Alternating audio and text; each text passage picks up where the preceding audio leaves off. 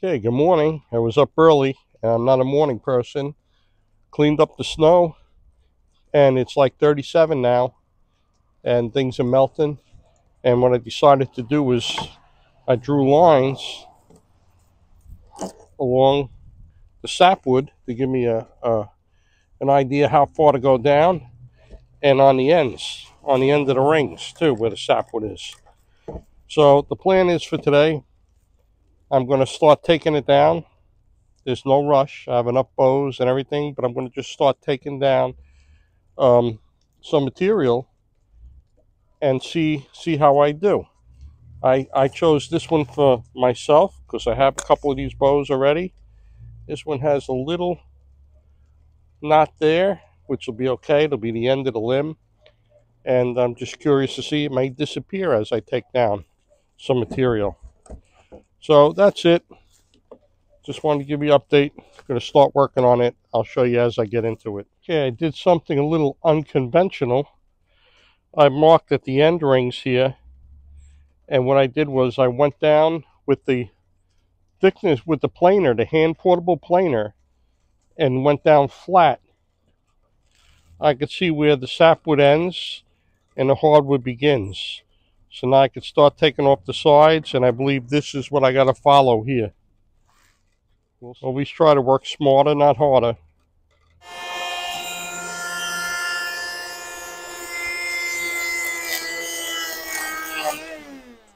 Following the ring on the end as a guide and the sapwood line to try to take some material off before I start scraping.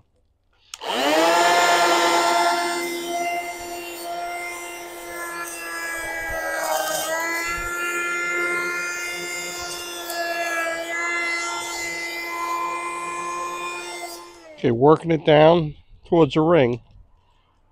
Got to work a little bit more, and then the draw knife time. Getting the curve, getting the lines on the side to match.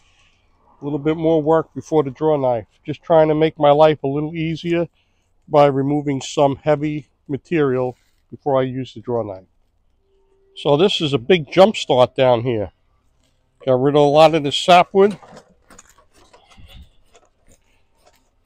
And I believe we're down here to the ring we want. Just going to clean it up and see how it pans out. Okay, I took a lot of wood down with the thickness planer to get close, but you have to go slow and take your time to get down to the heartwood. You don't want to tear it. All right, guys who are more experienced can go quicker, but I'm taking my time here, going down to the hardwood. And then if it don't work out, I'm going to use a cabinet scraper to go. And that'll take a little longer.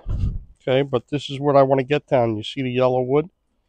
We're getting there. It's slow, and it's a slow process for me because I don't want to have a tear. This is a log that was cut this year, and it's still raw and soaking wet. And sometimes with your draw knife, you can catch some wood and make a tear, and you know, I don't want that tear. Okay, so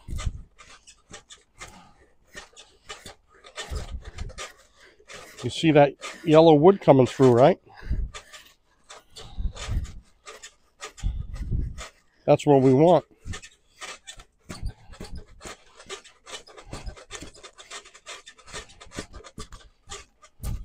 Okay, so I'm going to stop here and continue, but you see a lot of work, and now it's slow and cautious. Okay, granted, I used that to get down 3/8 of an inch, get rid of 3/8 of an inch of sapwood, but now I got to be gentle. You need these cabinet scrapers for dips in the wood.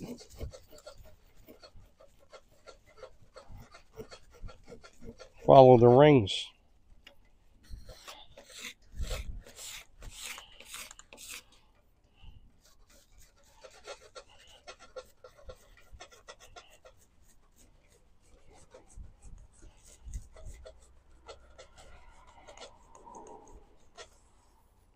Okay, a lot of work ahead.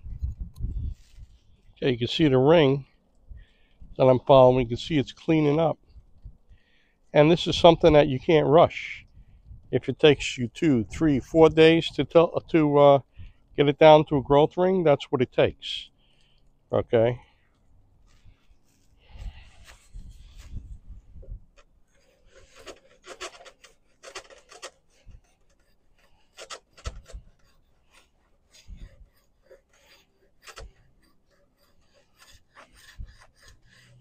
Slow and gentle, and then the cabinet scraper if you have to.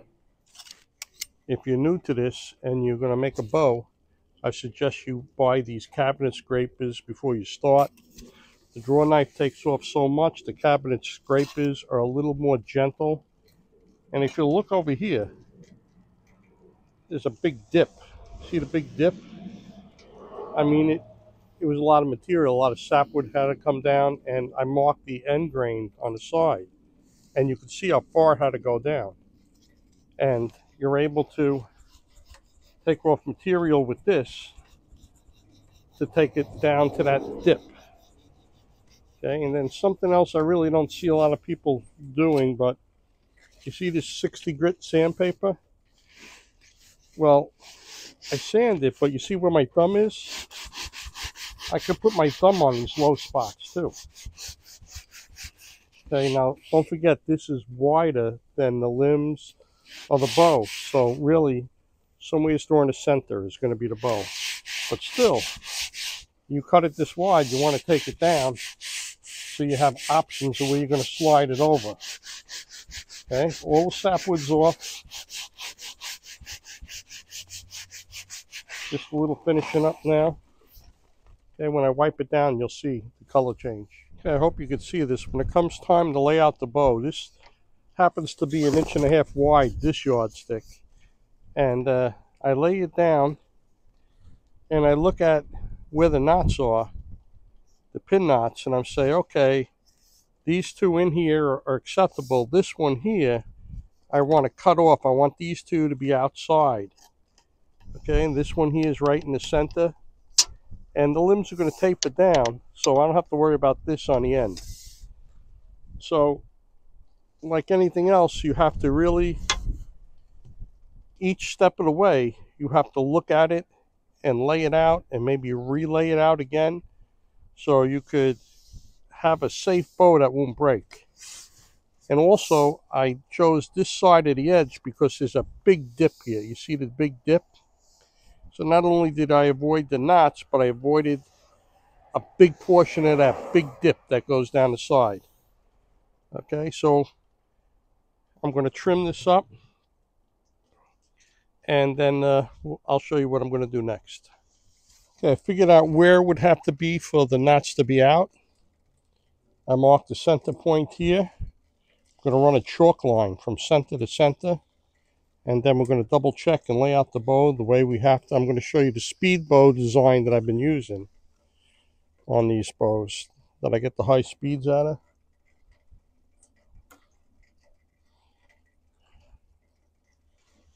Yeah, that worked out good even with the dip. I wasn't sure the line was going to reach down in the dip, but it did. And once you snap a line and you lay it out and you're looking it over, you might see something like this side over here will tend to dip down a little too much. You'd say, well, this would be better if it was moved over a little to the flat over here and then angled down. So don't be afraid to re-snap the line and take a second look, laying it out again. Remember, you could lay the bow out and erase it and lay it out as many times as you need to. Okay? But this happens to be the speed bow design that I've been using. So 3/4 at the end, 8 inches down 3/4, because we're going to wind up tapering that tip a little narrower on the end, but you want to leave room for the saw marks. Okay? Then from the midpoint, from the fade out, the end of the fade out to the end, you find the mid limb. Okay? And you mark that mid limb. And you make that 1 1/4 inches wide. And then you taper it down from 1 1/4 to the 3/8. Okay, then down here by the fade out, it's 1 1/2. And you taper it down to that 1 1/4. And then I have the riser is 8 inches. And then I do the same thing here. Okay, from the mid-limb, from the middle of the limb here is 1 1/4. Okay, this is 3/4 and 3/4 down 8 inches. And then it tapers to that 1 1/4. Then from the 1 1/4, it runs to the 1.5 inches. All right, really cold out here. I hope I'm saying it correctly, but that's it. I'm going to trim this out on a bandsaw, and I'm going to be done for today because the temperature is really dropping. Okay, it's all trimmed up, and as cold as I was, I decided to sand it a little bit. I have to do a little more sanding to even it out a little bit. It's a little thicker, and I want to make the limbs nice and even before I put it on the back set jig. But I just wanted to take a minute and explain to you how I sanded this speed design that I use. So it's 3/4 to 3/4, 8 inches down from the tip. And it winds up being less. As you sand it, it winds up being like a half on the end. So in order to do that, I have it marked 8 inches.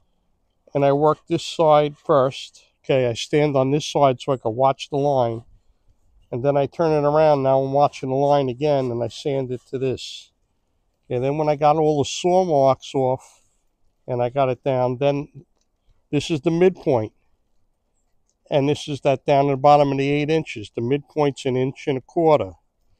So what I'll do is I'll go now on this here to the 1 1/4 inches, and I'll just sand this here. And then I'll flip it over, and I'll come on the other side like I am now, and I'll sand that.